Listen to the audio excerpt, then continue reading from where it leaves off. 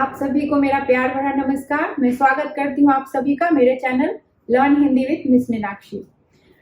हमने हिंदी लर्निंग की 2 milestone already complete कर लिया है, जो बहुत इम्पोर्टेंट है किसी भी लैंग्वेज के लर्निंग के लिए। तो पहला माइलस्टोन हमने कंप्लीट किया, वो है वर्णमाला, और दूसरा था मात्राएं। तो आज से हम सीखेंगे कि शब्द का फॉर्मेशन कैसे होता है, हम शब्द कैसे बनाते हैं, हाउ टू मेक वर्ड्स। शब्द कैसे होने चाहिए, वो मीनिंगफुल होने चाहिए। कोई भी शब्द जब हम बनाते हैं तो उसका मतलब होना चाहिए। मीनिंगलेस शब्द को हम शब्द नहीं कहेंगे। तो आज मैं आपको पहले सिखाऊंगी बिना मात्रा वाले शब्द। हम स्टार्ट करेंगे बिना मात्रा वाले शब्दों से, और धीरे धीरे हम मात्राओं वाले शब्द सीखेंगे। तो बिना मात्रा वाले शब्द कैसे बनाएंगे, उसका प्रोनाउंसिएशन कैसे होगा, वो मैं आज आपको सिखाऊंगी। वर्णमाला हमने सीख लिया है। शब्द बनाने के लिए बस हमें वर्ण का साउंड, मतलब लेटर्स के साउंड पता होने चाहिए। तो जैसे फॉर एग्जांपल एक लेटर है क, और उसमें हमने ऐड किया ब। तो क साउंड और ब साउंड अगर हम एक साथ मैच करेंगे तो कौन सा साउंड सुनाई देगा? क एंड ब, कब। कब।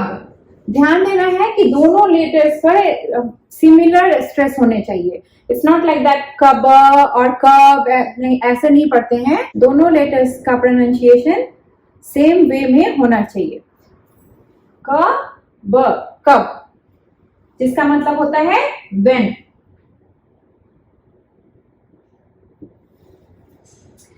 जब आप शब्द बनाएंगे तो आप शब्दों, ये चेक करना जरूरी होता है कि वो शब्द मीनिंगफुल है या नहीं। इससे क्या होगा कि जब आप शब्द बनाएंगे और उसके मीनिंग्स को जानेंगे तो आपकी वोकैबुलरी भी इंप्रूव हो जाएगी। तो 2 लेटर्स वाले जो वर्ड हैं, शब्द हैं, वो 2-3 एग्जाम्पल हम देख लेते हैं। उसके बाद आगे हम 3 लेटर्स 4 लेटर्स आगे बढ़ेंगे। लेटर है त एंड न। ये हो जाएगा त और न टुगेदर विल बी तन। तन मतलब होता है बॉडी।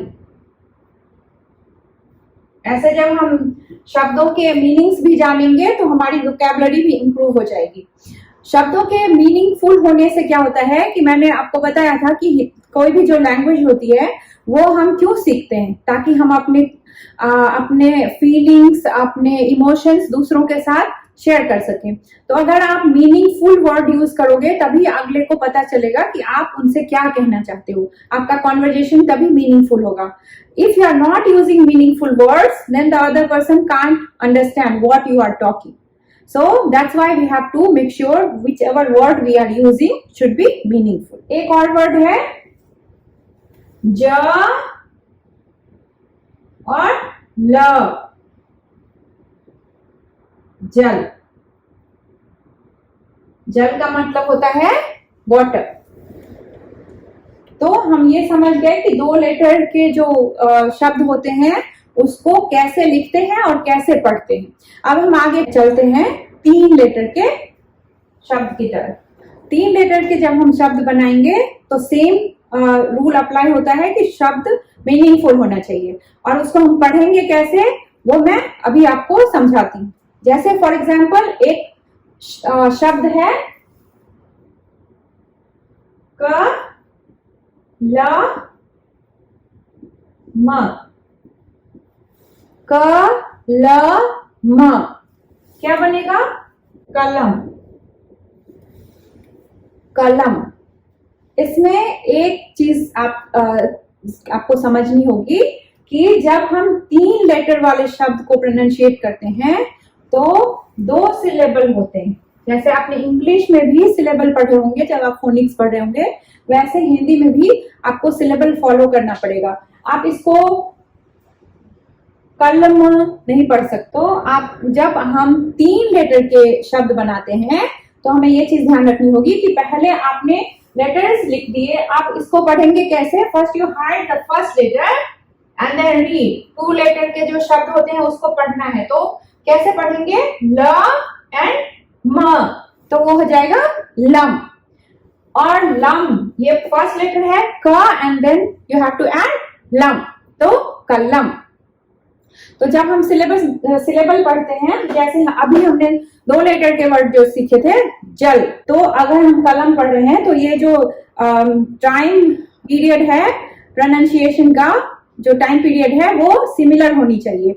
जैसे हमने पढ़ा जल, तो इसी टाइम फ्रेम में हमें पढ़ना है, इसी टाइम फ्रेम को फॉलो करना है बाकी के शब्द पढ़ने के लिए। तो कलम, जल, कलम, तो ये फॉलो करना है हमें कि each letter should be having similar time period when we are pronounciating. तो 3 लेटर के जब शब्द सीखेंगे तो पहले लेटर क एंड देन लम, कलम। और कुछ एग्जांपल्स देखते हैं।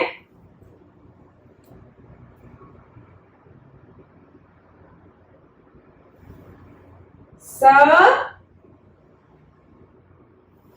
ब और क। सिमिलर रूल है, आप ये वाला फर्स्ट लेटर को हाइड करके, फर्स्ट लेटर को हाइड करेंगे तो ब का क्या हो जाएगा, बक। स एंड बक, सबक। सबक का मतलब होता है लेसन, कलम का मतलब है पेन। एक और शब्द हम देखते हैं, उसके बाद हम चार वर्णों वाले शब्द पर आगे बढ़ेंगे। तो तीसरा हम एक एग्जाम्पल और लेते हैं, च, म, क। इसको कैसे पढ़ेंगे,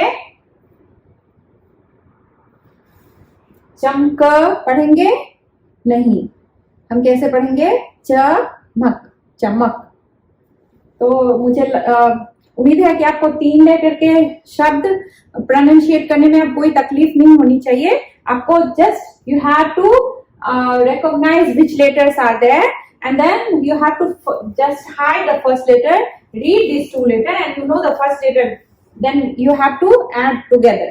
कलम, कलम, सबक, सबक, चमक, चमक। चमक का मतलब होता है शाइन। तो हमने दो लेटर वाले शब्द सीख लिए और 3 लेटर्स वाले शब्द सीख लिए। अब हम एक बार 4 लेटर्स के जो शब्द होते हैं उसको कैसे पढ़ते हैं वो भी सीखेंगे। पहले मैं 4 लेटर के वर्ड्स लिखती हूँ यहाँ, then we will learn how to read it. पहला एक वर्ड हम लेते हैं अ, द, र, क, अदरक।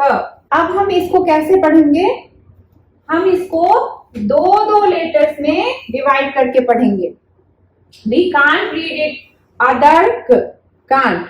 So how we are going to pronunciate it? We have to divide in 2 parts. This 2 together and this 2 together. So first 2 is a and the, ad, and then ra and ka, rak. Then you have to match adrak. Okay, so see when we are pronunciating kalam, kalam, that's the same time period you have to take adrak. तो आपको ये चीजें याद रखनी है, समझनी है कि हमें किसी भी कौन से मीन्स जैसे 2 लेटर्स वाले हैं तो उनको कैसे प्रोनाउंशिएट करना है, 3 लेटर्स वाले हैं तो उनको कैसे प्रोनाउंशिएट करना है, 4 लेटर्स वाले हैं तो उनको कैसे प्रोनाउंशिएट करना है। और कुछ एग्जाम्पल्स देख लेते हैं। अदरक का मतलब होता है जिंजर, श, ल, ग, म, शलगम। इसको कैसे पढ़ेंगे, श, ल, शल, श, ल, शल एंड ग, म, गम, शलगम, शलगम टर्निप। तो आपको 3 लेटर्स और 4 लेटर्स को पढ़ने का तरीका समझ में आ गया होगा। अब मैं एक बार 5 लेटर्स को भी समझा देती हूँ कि 5 लेटर्स का कोई अगर वर्ड है तो हम उसको कैसे पढ़ेंगे। अभी हम बिना मात्रा वाले शब्द सीख रहे हैं, जब मैं आगे आपको सिखाऊंगी तो हम ये भी सीखेंगे जब 2 लेटर या 3 लेटर या 4 लेटर या 5 लेटर वाले जो शब्द मात्राओं के साथ आएंगे तो हम उसको कैसे पढ़ेंगे। So let's move to the 5 letter word. 5 letter word का मैं एक एग्जाम्पल दे करके आपको समझा दूंगी कि उसको पढ़ते कैसे हैं, उसको कैसे हम डिवाइड करके पढ़ेंगे। तो एक वर्ड है उ, प, क, ध, न। ओके, अब मैंने सारे लेटर्स एक साथ लिख दिए यहाँ पे। अब हमें ये समझना चाहिए कि हम इसको कैसे पढ़ेंगे। हम इसको उपकरण नहीं पढ़ेंगे, हम इसको 2 लेटर्स एंड 3 लेटर्स में डिवाइड करेंगे। जैसे हमने अभी 2 लेटर्स वर्ड पढ़ना सीखा था, उप, उप, उप क्या हो जाएगा, उप। और करण, करण क्या हो जाएगा, करण क्या हो जाएगा, करण। तो जब हम 5 लेटर्स वर्ड्स को पढ़ेंगे तो हमें ये याद रखना है कि पहले हम ये दोनों लेटर्स पढ़ लेंगे, उसके बाद इन दोनों को हाइड करके फिर ये तीनों पढ़ेंगे। तो उप, उपकरण, करण टुगेदर, उपकरण। तो समझ में आ गया कि 5 लेटर वर्ड्स को कैसे पढ़ते हैं, राइट। उपकरण का मतलब होता है इंस्ट्रूमेंट।